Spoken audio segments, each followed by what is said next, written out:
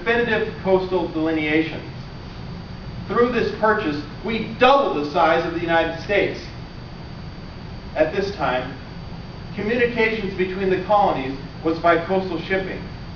It became critical that coastal areas be surveyed and adequate charts be produced.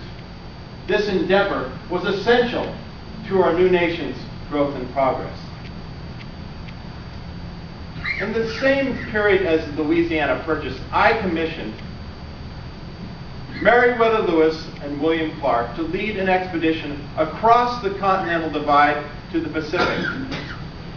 I needed to know what was there and to make a precise determination of where the rivers, mountains, and Pacific coast lay.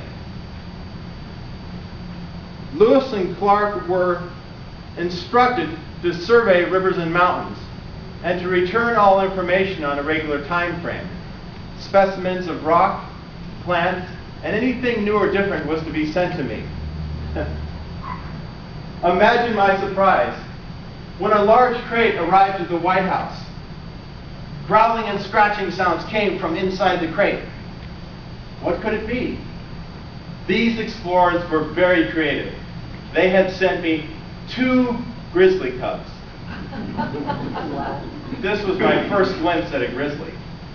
I asked that a cage be built on the south lawn so the public could see them.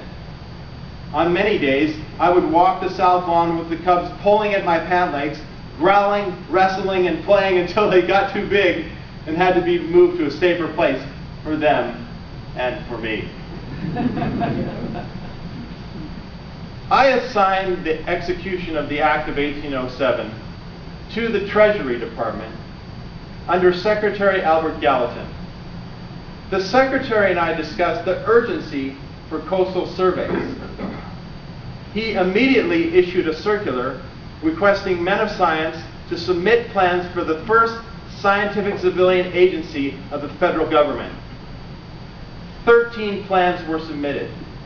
7 were seriously considered, but there was one that was exemplary.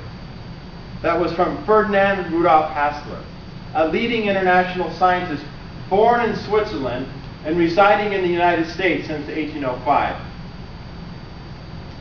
Hassler's plan reflected a thorough grasp of the problem involved in such a momentous undertaking. It drew upon his experience in conducting field work on a trigonometric survey in his home district in Switzerland. His approach to the problem demonstrated a uniquely advanced knowledge